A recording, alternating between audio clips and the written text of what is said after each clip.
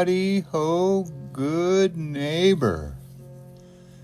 Today we're flying high above Oakland, California. That's right.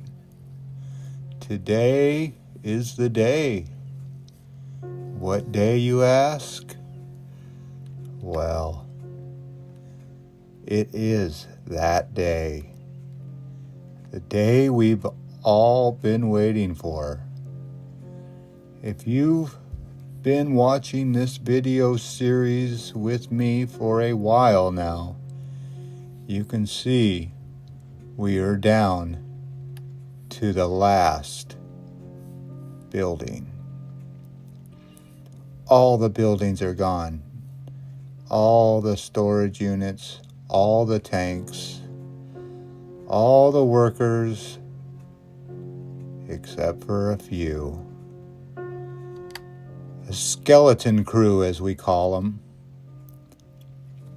That's right. There used to be a whole army of men working on this job, but now it's what we call a skeleton crew.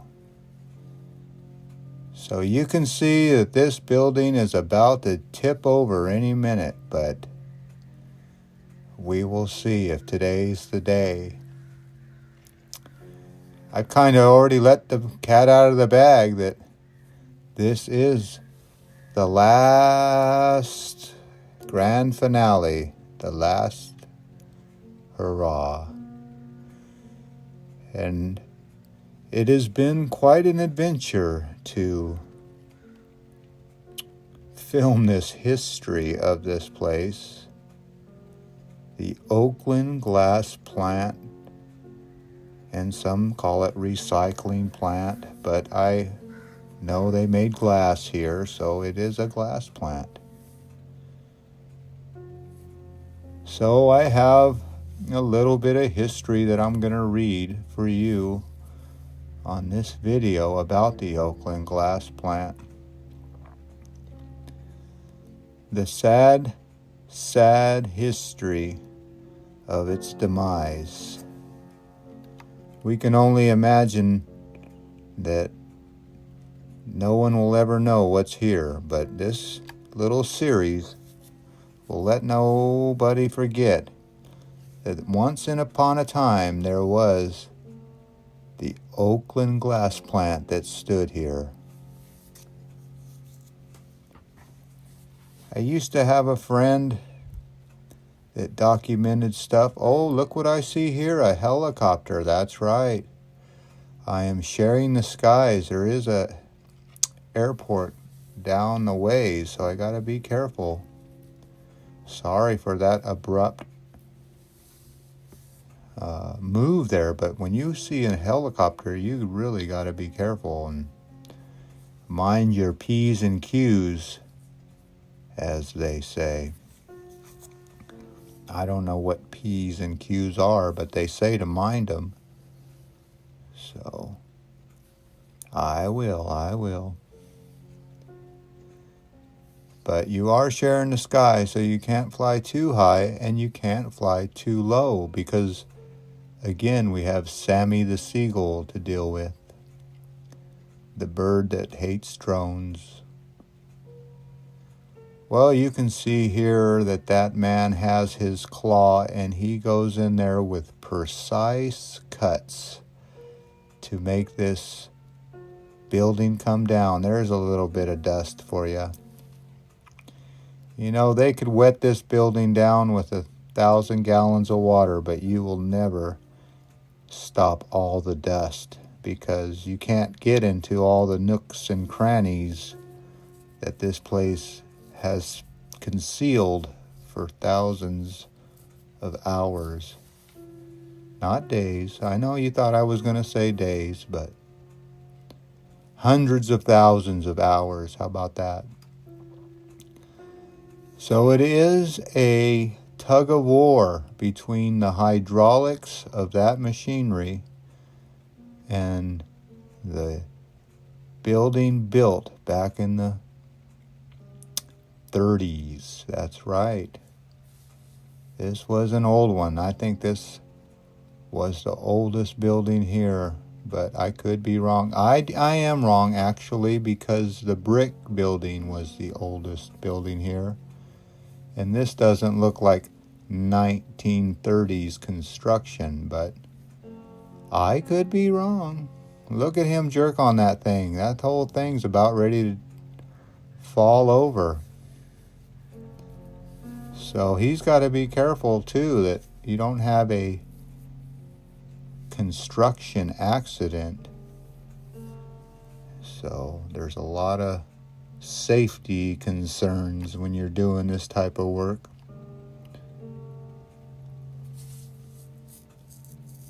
I was thinking that they would blow it up with some dynamite and implode it. You think that would be a lot faster, but I don't think they can because of the neighborhoods that surround this area.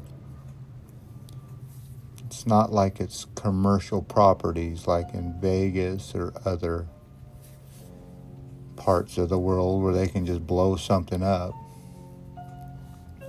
There's those old vent caps that I wish they could make some art out of, but I doubt anybody will save those old caps. That was quite a bit of history. There they are. See those 3 old caps? Look at them jerk on that. Top of that roof is buckling as we speak. So whatever he's pulling on is making that roof buckle. But I don't think there's any saving of those vents. I think they're just going to be scrap metal along with the rest of it. So I do believe that thing's leaning a little bit, so that tractor says I'm getting to a safer side of the building, I do believe. Well, while he is doing this, I will read you a little bit of history of the Oakland glass plant. It's actually the Owens, Illinois glass factory. That's right. You thought it is the Oakland glass plant, but the owners, the Owens, Illinois glass factory was a large glass manufacturer. Now let's see if I can read. Whoa, look at him tear that down. Man, he's really tearing it up. But yeah, I just wonder if he's going to tear that down right now. I got to keep an eye on him, you see. I lost my train of thought because a big chunk of metal was coming down. So I'll just continue reading, but I really thought it was coming down there for a minute, didn't you?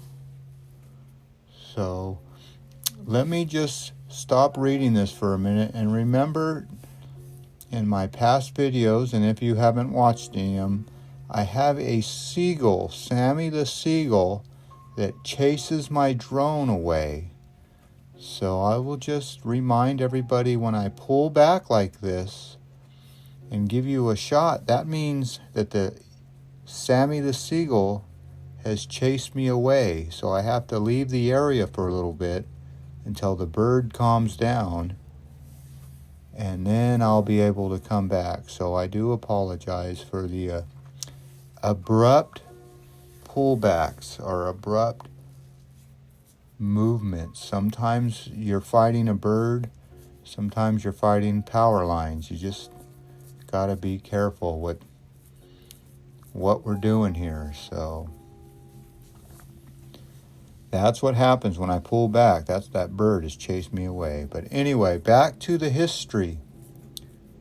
The history of the Owens, Illinois glass factory was a large glass manufacturing facilities at the foot of the Fruitvale Avenue Owens, Illinois purchased the 22 acres. That's right. I've mentioned that before. 22 acres of land in 1936.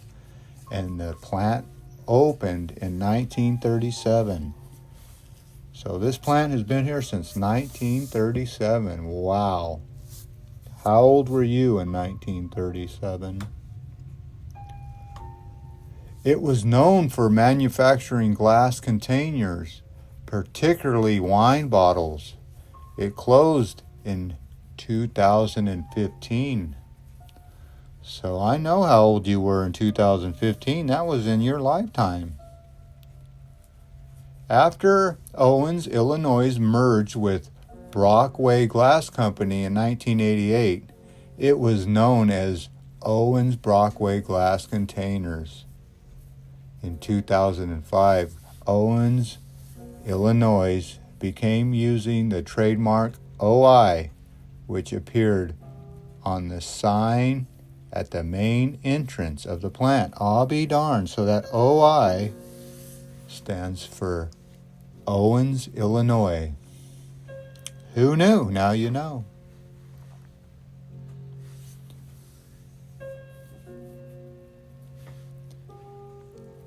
Well, there's a little bit of history, and I have a little bit of more.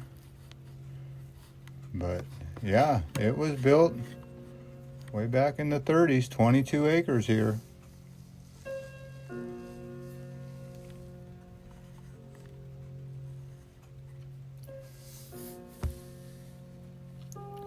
Well,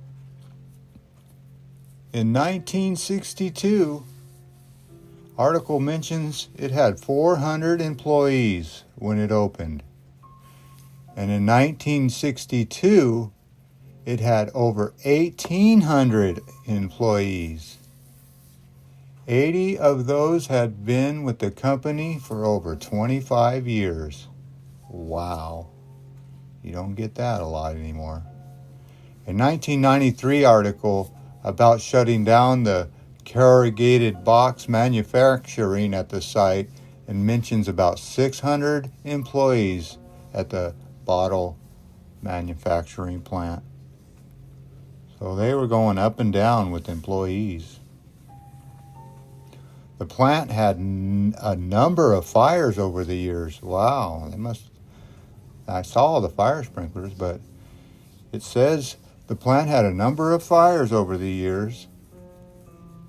But in 1985, accident sounds spectacular. A hole developed in one of the furnaces and 300 tons of molten glass were spilled. The plant included special pits to catch the molten glass in an event of a spill. This was the first time there had been an accident needed. A similar spill happened in 1997, caused a fire on the roof. In both cases, putting water on the molten glass to cool it caused huge plumes of steam. Wow.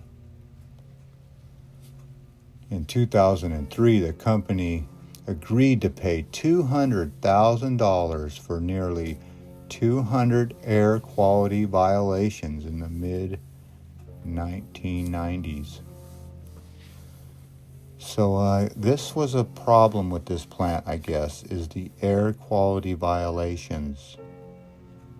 So you can see that the environmentalists won on shutting this thing down because it was polluting the earth. But I'm sure they just moved to China and opened up another plant, but I don't know.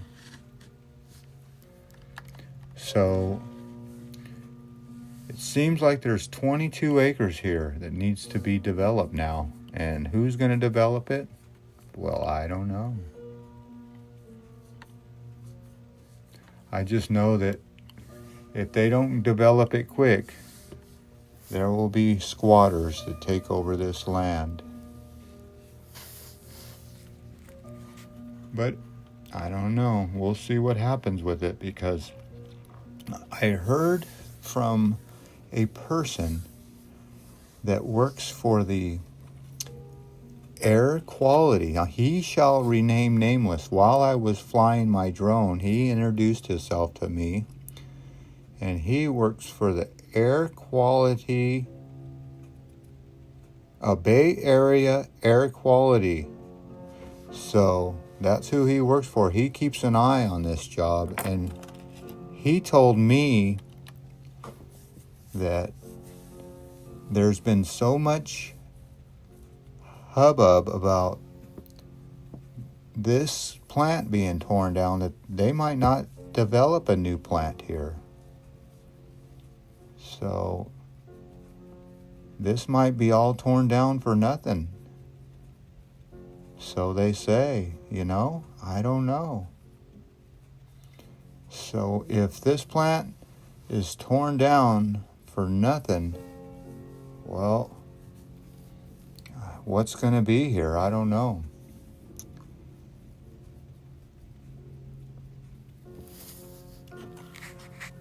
Well, here's a couple other facts from this plant.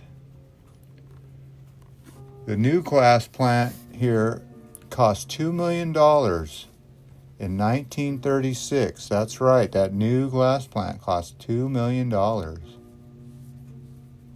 And the glass plant mishap idles 100 workers in Oakland in 1985. So when they had that big accident, well, and the molten, I told you about the molten meltdown at the Fruit Belt factory. That happened in 1987. But you can see that building is leaning, isn't it?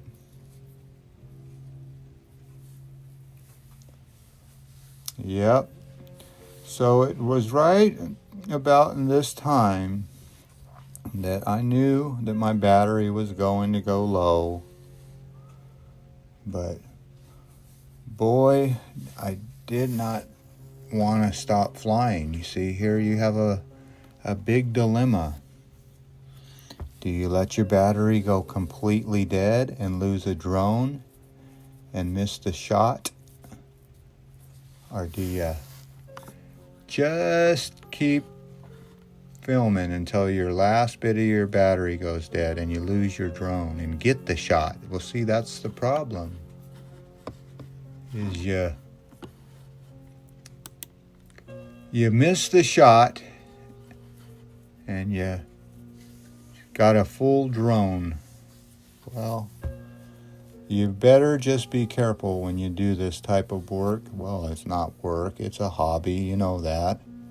No one's getting paid, but when you do this type of hobby, you got to be very careful on how and when to fly your drone. Is the wind just right? Is the conditions just right? And you got to keep an eye on that battery level. If you don't, well, you're going to really pay for it in the end, because you're going to lose a drone. So that's what happened here. Is I'm more safe than sorry. That's right. I am not a fool. I might look like a fool, but I am not a fool when it comes to flying the drone. So like I said, right about here is when I had just enough battery to get me back home to replace that dead battery. I'd rather have a dead battery than a dead drone. How about that? So this is where I'll come back and stick a fresh battery into the drone. Well, like I said, if you do that too many times, whoa, you might lose your drone because you're flying it back under a bridge trying to show off. And those birds were coming at me hot. So I do have a video of a bird strike. The bird did hit me. So I have a video proof of my, I would call it my propeller all dinged up. So if you don't think those birds are afraid of drones, they're not. They will take you out. So just beware. All right, well, let's get a fresh battery in the drone as quick as we can, because you know that building was about ready to tip over. You saw that, right? Yep, you did see it. So we got the it takes a couple minutes to get the drone in, the battery in, and you really lose about probably 10 minutes or so putting in a fresh battery. And you got to be careful not to take off too quick, because you got to make sure your drone says home point. So it was right about this point where I said, wait a second, where did the building go? Where is it? Well, sure enough, there it is. That's it, ladies and gentlemen. That's the last building on the 22 acres of the Oakland glass plant. Look at the steam is still rising from it. It's on its back and down for good. There's no getting up anymore. The Oakland glass plant, the last big final structure, is down. Down like Mike Tyson or Muhammad Ali just punched it right in the side. Well, that's what I was talking about. You miss the shot when you have to change your drone battery. But that's okay. That is okay, because this series, that is about the finito. That feels good to finish such a dramatic shot with such a undramatic end. And when I was changing my drone battery, I got to see this building fall down with my own eyes in live time. So it was almost like I was meant to not see this through my drone. I got to see the building fall right in live time, without my phone in my hand, without anything. So it was like I was meant to see it live, and I did. So I am just so blessed to have documented this Oakland glass plant. I guess we'll call it Owens, Illinois. That's right. It's in Oakland, but it's called Owens, Illinois glass plant. So there you go. On its back and down for good. So you're never going to see this building here again. And you're never going to see it in this condition again. And it doesn't look like anybody's picking up the old wind vents. Yeah, those things are what I wanted to see somebody pick up and haul away and make art out of it. But they'll never do it. They'll never do it. It's like one of those things where you just scrap it with all the rest of it. You know, just scrap, scrap, scrap. Well, there you go. That bird must have chased me away or something. But 22 acres ready for you to develop. So if you have a couple millions and millions of dollars, well, here's 22 acres you can develop yourself. So, are you interested? I don't know. Well, back in the day, this glass plant mishap. I guess they call it a glass plant mishap. Idles 100 workers.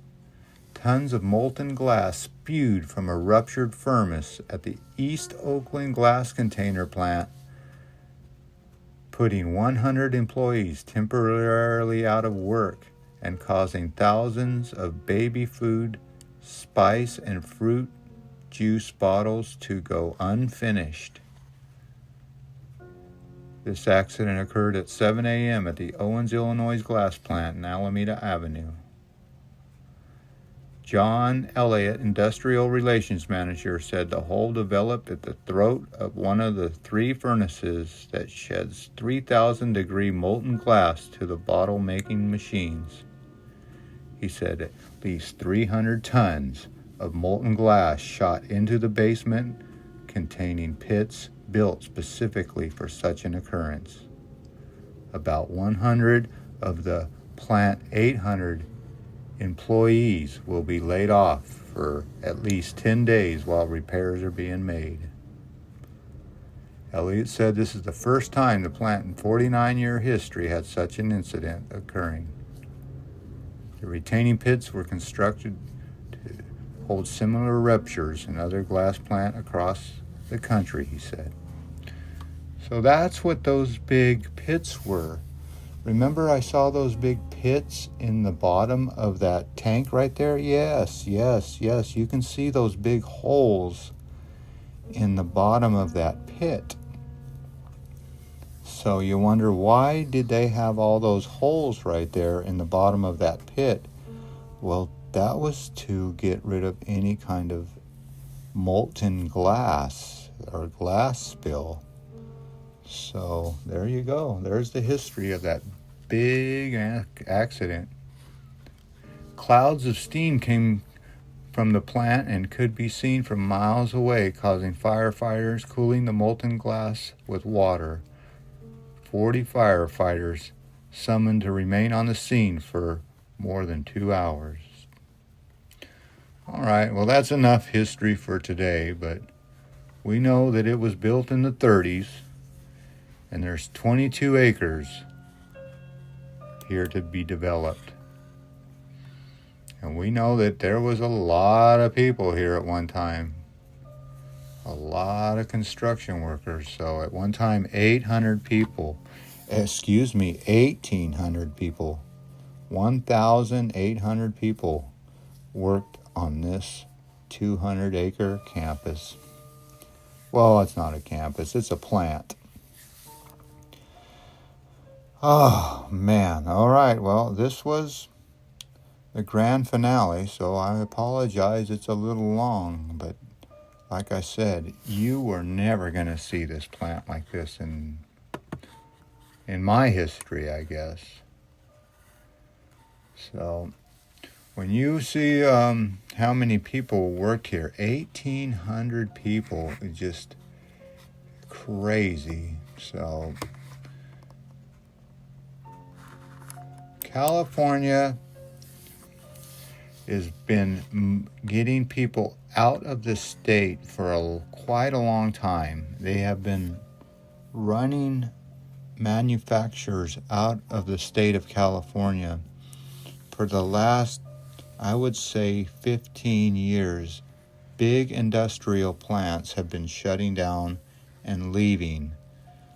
We've just currently had one of our biggest companies move out of California, Tesla, and they went to Texas. And one of our other staples of California, In-N-Out Burger, is moving their headquarters to Tennessee. And we have Oracle moving to Texas, and we have a lot of other companies moving out of California. So this is a good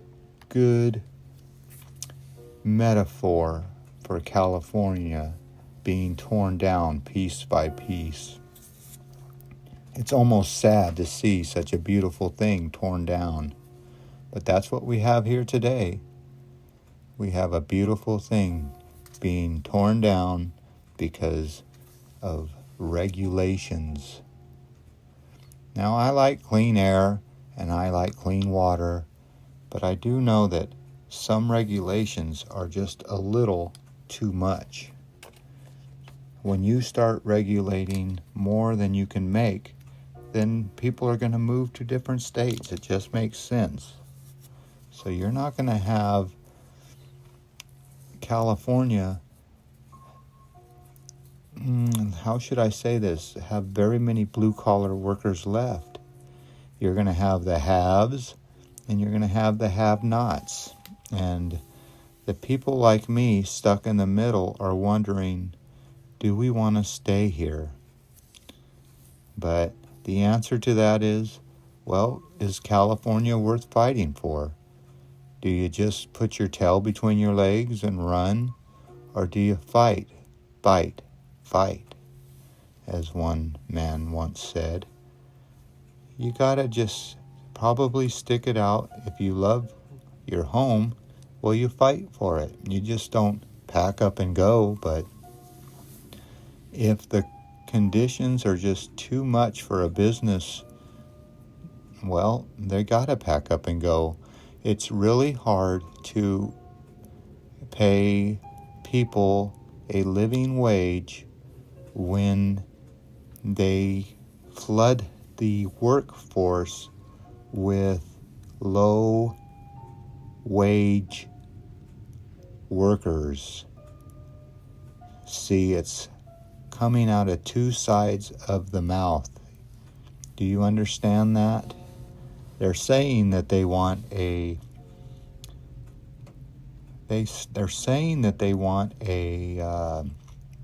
living wage, but at the same time they want a wage that is cheap and cost effective.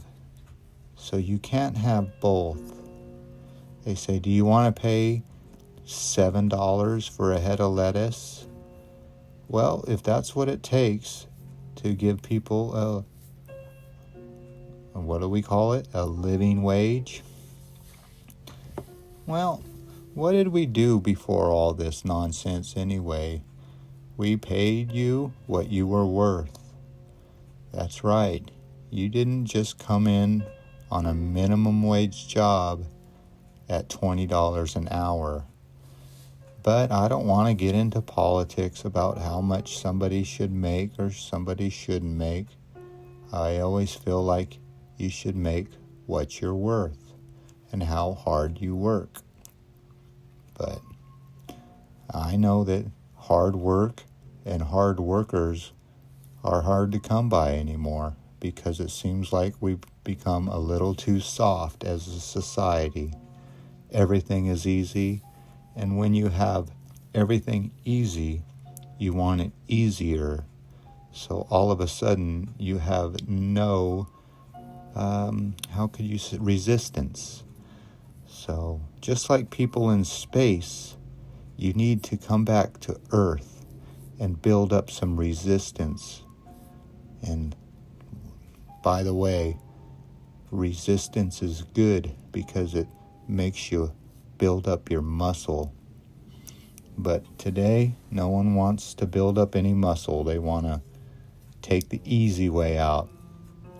And that's what they're doing when they're moving out of California. They're just basically taking the easy way out.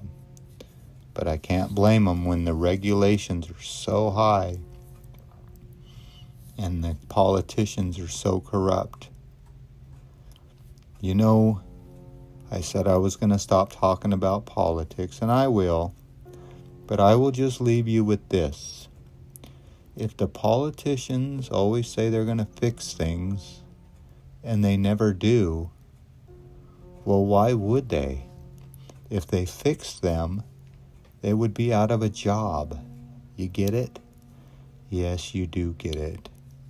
It's almost like the health system. A patient cured is a patient lost. So if they keep you sick, well, they got a full-time job. So they don't need to worry about ever losing a patient if they keep you sick. So just like the homeless industrial complex, well, why would we want to fix it if we're getting millions and billions of dollars? Well, let's just keep it going, because we've lost millions of dollars. We don't even know where the homeless money went. They're even admitting to losing that money. I can't believe they do that, but they did it. They admit to losing millions of dollars. So I don't know where that money went, but it's gone. All right, well, it's not my really time to talk about it. But there's that old vent. That old vent that I thought they would save. Nope. It's gone. Just like this whole building. And just like this series is gone. It's hard to believe. We've been on quite a journey together, but really nothing else left but the cleanup. It's like a big party we had, and all we have to do is clean up, and that's no fun. I never like to clean up after a party, but you always find all the junk, all the people where they left it all over the place. So there you go. There's all the junk we got to clean up after that big, I would say, year-long party. It's been quite a long journey to tear this place down. Has it been a year? I think it has. Sure seems like a year. But they did tear this down fast, if it's been a year or less. However long it's been, they did an outstanding job. Inner city demolition. I know they got a little complaints about the dust, but hey, how are you going to tear down a building from the 30s without dust? You tell me. I don't know. But they really did a good job of getting this thing done down and in time. I don't know what time they had, but they never stopped, that's for sure. I never saw one person just sitting around doing nothing. They were just working all the time, so good for you. Inner city demolition out of Oakland, California. See, that's the problem. Oakland only gets the bad press, but Oakland never gets any good press. So right here, Oakland inner city demolition, my hat's off to you guys. Hard-working people. Did a great job here at the Owens, Illinois bottling plant. Who knew? Owens, Illinois. Learn something new every day. And we did here today, that's for sure. 1,800 people worked here, built in the 30s. Yeah. Big molten glass spill. And that's what those holes are for in the bottom of that pit, for accidents. So I just found that out today.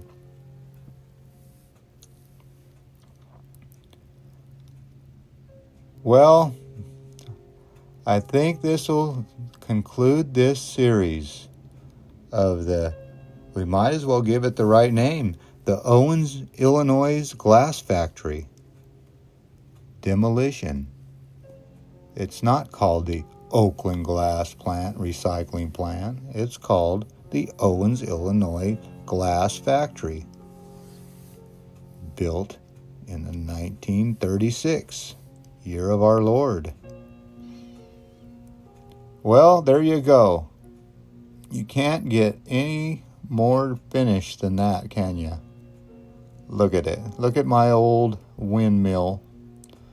Or windmill? I want to say wind vent. There he is, knocking off my wind vent. Look at, there it goes. No, save that thing. Save it. No. That's the last thing I wanted to see.